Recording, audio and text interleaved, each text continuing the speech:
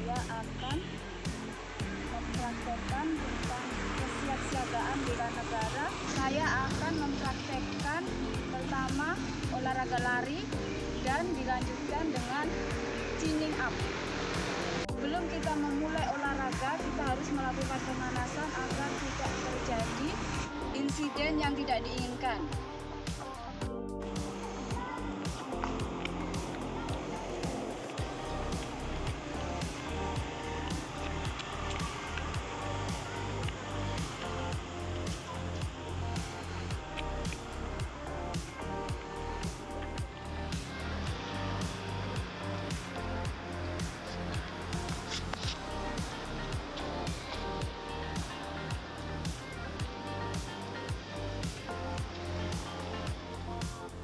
Warahmatullahi wabarakatuh. Perkenalkan, nama saya Muhammad Ikraf Haruzi dari instansi SDM 2 Lakuan Toltoli. Hari ini kita akan belajar tentang pull up. Yang pertama yaitu permulaan, posisi badan seperti ini, tangan ibu jari di depan, posisi di kepala. Pada posisi aba-aba persiapan, kita mulai bergelantungan, kaki rapat, tangan sejajar bahu. Kemudian pada saat naik harus melewati dagu, ya, turun juga seperti itu, harus kaki tetap siap, ini lurus, ya.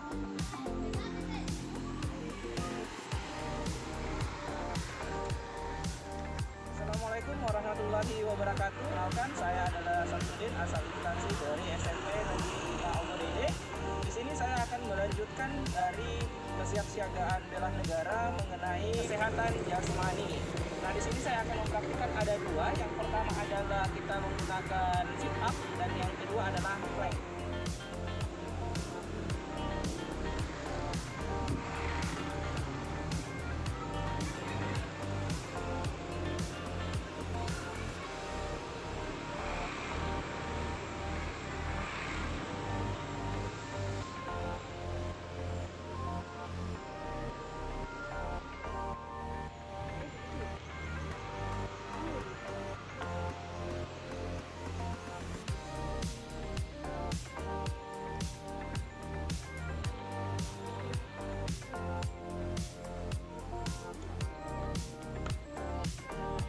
Assalamualaikum warahmatullahi wabarakatuh. Saya Muhammad Idris, peserta laksana CPNS Kabupaten Toltoli, angkatan 92, kelompok 1. Saya sering melakukan olahraga push up. Tujuan olahraga ini adalah untuk melatih kekuatan otot lengan. Cara melakukannya seperti ini.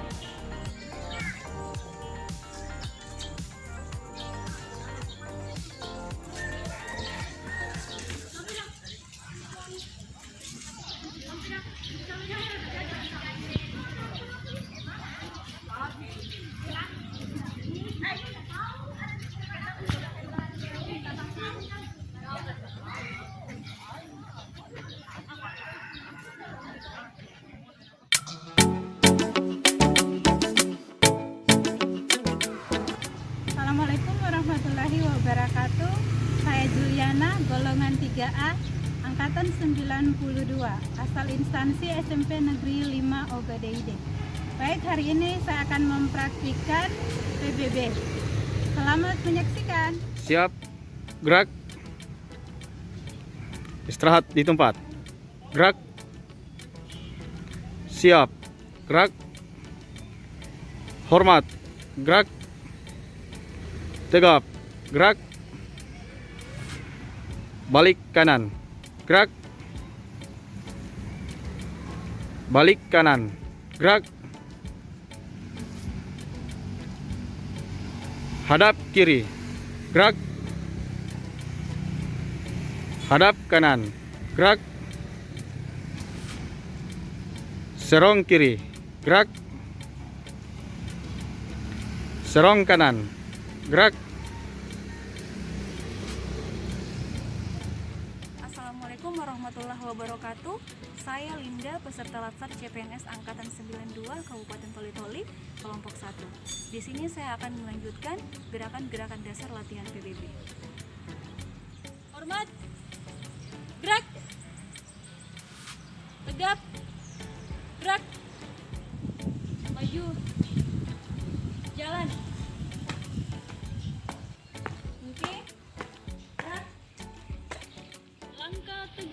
Maju. Jalan. Henti. Ya. 3 langkah ke depan. Jalan. 3 langkah ke belakang. Jalan. 3 langkah ke kiri. Jalan.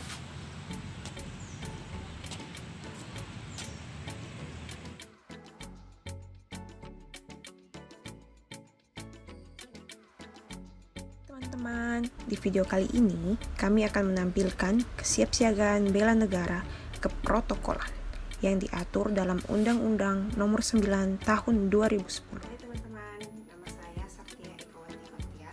Saya dari instansi UPT Puskesmas Galang, Jabatan Penyuluh Kesehatan. Di sini saya akan menjelaskan kesiapsiagaan bela negara keprotokolan bagian tata tempat. Tata tempat adalah pengaturan tempat bagi pejabat negara, pejabat pemerintahan, perwakilan negara asing, dan atau organisasi internasional serta tokoh masyarakat tertentu dalam acara kenegaraan atau acara resmi. Aturan dasar tata tempat. Yang pertama, orang yang berhak mendapat tata urutan pertama atau paling tinggi adalah mereka yang mempunyai urutan paling depan atau mendahului. Sebagai contoh, dalam lingkup kenegaraan yaitu presiden, wakil presiden, dan staf jajarannya, gubernur, wakil gubernur, dan staf jajarannya dalam lingkup provinsi, bupati, wakil bupati, dan staf jajarannya dalam lingkup kabupaten. Yang kedua, jika berjajar, presiden, gubernur, atau bupati tadi duduk di sebelah kanan, sedangkan wakilnya duduk di sebelah kiri. Hal ini dikarenakan yang duduk di sebelah kanan adalah orang yang paling utama atau tinggi dari orang yang duduk di sebelah kirinya. Jika menghadap meja atau dalam sebuah rapat, presiden, gubernur, atau bupati berada di posisi yang menghadap ke pintu. Seperti pada gambar, nomor 1 adalah petinggi, yaitu menghadap ke pintu, disesuaikan dengan model mejanya. Pada posisi berjajar dan berdiri, tempat terhormat seperti presiden, gubernur, atau bupati berada di posisi paling tengah dari arah sebelah kanan luar. Apabila naik kendaraan, orang yang mendapat tata urutan paling utama di pesawat terbang atau orang nomor 1 naik paling akhir dan turun paling pertama.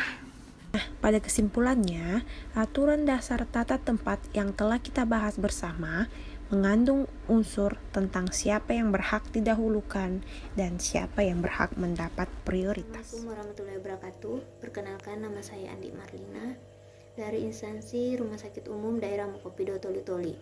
Pada kesempatan kali ini saya akan membahas mengenai tata pelaksanaan upacara apel pagi. Pelaksanaan apel. Apel adalah suatu kegiatan berkumpul untuk mengetahui kehadiran dan kondisi personal dari suatu instansi perkantoran atau lembaga pendidikan yang dilaksanakan secara terus-menerus. Apel yang biasa dilakukan adalah apel pagi ketika masuk kerja dan apel siang ketika selesai bekerja.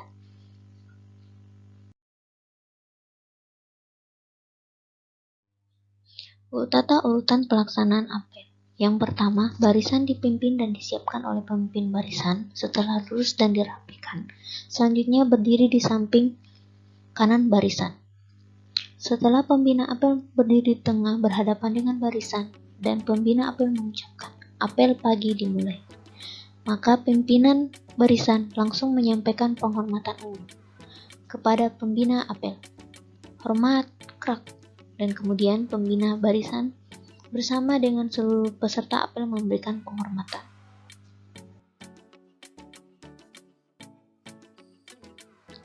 Setelah penghormatan dibalas oleh pembina apel, pemimpin barisan menyampaikan apa-apa. Tegak, krak, dan seluruh peserta serentak menghentikan penghormatan bersama-sama dengan pemimpin barisan. Pemimpin barisan maju menghadap 3 langkah di hadapan pembina apel, selanjutnya langsung melaporkan situasi apel. Lapor. Apel pagi peserta Latsar Angkatan 92, kelompok 1, jumlah 10 orang, lengkap, siap. Setelah diterima laporan oleh pembina apel, kembali ke tempat dan diulang oleh pemimpin barisan, kembali ke tempat. Selanjutnya langsung balik kanan dan kembali menuju ke samping barisan. Selanjutnya, apabila ada instruksi atau pengumuman yang akan disampaikan oleh pembina apel, maka pemimpin apel langsung mengistirahatkan barisan. Istirahat di tempat, gerak untuk menyampaikan instruksi atau pengumuman. Setelah selesai, kembali disiapkan. Siap. Terakhir, pembina apel menyampaikan apel pagi selesai. Tanpa penghormatan barisan dibubarkan, kerjakan. Langsung diulang oleh pemimpin barisan dengan kata kerjakan. Dan langsung pemimpin barisan menyiapkan penghormatan. Perorangan selanjutnya pemimpin apel otomatis balik kanan. Sesudah itu pemimpin barisan membubarkan barisan. Assalamualaikum warahmatullahi wabarakatuh. Perkenalkan, nama saya Rabiatul Adawiyah, asal instansi SMP Negeri 2 Toli-Toli Utara. Baiklah, pada kesempatan ini saya akan menjelaskan mengenai tata penghormatan dalam keprotokolan. Tata penghormatan dalam keprotokolan. Dasar Pasal 31 Undang-Undang Nomor 9 Tahun 2010 bahwa pejabat negara, pejabat pemerintahan, perwakilan negara asing, dan organisasi internasional serta tokoh masyarakat tertentu mendapat penghormatan. Yang dimaksud dengan penghormatan dan perlakuan sesuai dengan kedudukannya dan martabatnya adalah sikap perlakuan yang bersifat protokol yang harus diberikan kepada seseorang dalam acara kenegaraan atau acara resmi sesuai dengan jabatan kedudukan dalam negara, pemerintahan, atau masyarakat. Adapun pemberian penghormatan berupa yang pertama, pemberian tata tempat seperti yang dijelaskan pada keprotokolan tata tempat. Selanjutnya, penghormatan dengan bendera negara. Pemberian penghormatan dengan menggunakan bendera negara dalam acara resmi dilakukan sesuai dengan kedudukan pejabat yang bersangkutan. Selanjutnya, lagu kebangsaan. Lagu kebangsaan wajib diperdengarkan dan dinyanyikan pada acara. Pertama, untuk menghormati bendera negara pada waktu pengibaran atau penurunan bendera negara yang diadakan dalam upacara. Kemudian kedua, dalam acara resmi yang diselenggarakan seperti pelantikan pejabat, sumpah PNS, pembukaan dan penutupan diklat, serta pembukaan seminar, lokakarya maupun rapat koordinasi. Dan yang terakhir yakni penghormatan jenazah. Penghormatan jenazah dalam bentuk pengibaran bendera setengah tiang diberikan kepada pejabat setingkat presiden, menteri, kepala LPNK, duta besar aktif yang meninggal dunia dalam melaksanakan tugas. Assalamualaikum warahmatullahi wabarakatuh. Nama saya Dewi Sunarti, asal instansi Dinas Tanaman Pangan dan Hortikultura, Kecamatan Baulan, Kabupaten Toli-Toli. Jabatan Ahli Pertama Penyuluh Pertanian, BPP Dungingis, Kecamatan Dakopamean, Kabupaten Toli-Toli. Implementasi kewaspadaan dini, pembuatan pelaporan Bapulket, pengertian kewaspadaan dini, kemampuan kewaspadaan dini dikembangkan untuk mendukung sinergisme penyelenggaraan pertahanan militer dan pertahanan nirmiliter secara optimal, sehingga terwujud kepekaan, kesiagaan, dan antisipasi setiap warga negara dalam menghadapi potensi ancaman. Di sisi lain, kewaspadaan dini dilakukan untuk mengantisipasi berbagai dampak ideologi, politik, ekonomi, sosial, dan budaya yang bisa menjadi ancaman bagi kedaulatan NKRI dan keselamatan bangsa. Kewaspadaan dini masyarakat adalah kondisi kepekaan, kesiagaan, dan antisipasi masyarakat dalam menghadapi potensi dan indikasi timbulnya bencana, baik bencana perang, bencana alam, maupun bencana ulah manusia. Permentan Nomor 17 2006 tentang kewaspadaan dini masyarakat di daerah. Intelijen adalah pengetahuan, organisasi dan kegiatan yang terkait dengan perumusan kebijakan, strategi, nasional dan pengambilan keputusan berdasarkan analisis dari informasi dan fakta yang terkumpul melalui metode kerja untuk pendeteksian dan peringatan dini dalam rangka pencegahan dan penanggulangan setiap ancaman terhadap keamanan nasional. Implementasi kewaspadaan dini, pelaporan, laporan informasi dibuat apabila ada kejadian tertentu atau kejadian khusus dengan fakta dan data yang akurat menggunakan daftar penilaian atau neraca penilaian liter figure system dengan formulasi 5W1H. Badan pengumpul keterangan Bapulket adalah badan atau orang yang mengumpulkan keterangan atas perintah atau permintaan yang didasarkan pada suatu rencana atau pada suatu prosedur tetap. Bapulket dalam melaksanakan pekerjaannya diwajibkan menyusun laporan Bapulket. Hal-hal yang perlu diperhatikan dalam Bapulket adalah yang pertama, sumber keterangan, kedua data, ketiga bahan keterangan, keempat perlakuan terhadap sumber, kelima wawancara. Contoh kasus laporan Bapulket ialah penyelidikan kasus dugaan korupsi anggaran Gerakan Nasional Gernas Kakao senilai 6 miliar rupiah. Kegiatan tahun anggaran 2013 Kabupaten Toli-Toli. Kepala Dinas Perkebunan Kabupaten Toli-Toli Mansur Ibelanta, mantan PPK Dinas Perkebunan Eko Yuliantoro, pelaksana lapangan Koni J. Katiandago dan Samsul Alam, selaku Direktur PT Karya Lestari Raya, adanya beberapa kali menerima transferan anggaran Bernas kepada pihak-pihak terkait. Sedianya kurang lebih 100 saksi yang diperiksa majelis hakim di dalam persidangan kasus Gernas 2013. Terdakwa Koni J. Katiandago yang dalam kegiatan Gernas Kakao bertindak sebagai pejabat penanda tanganan surat perintah membayar PP SPM, beberapa kali melakukan transaksi atau memberi uang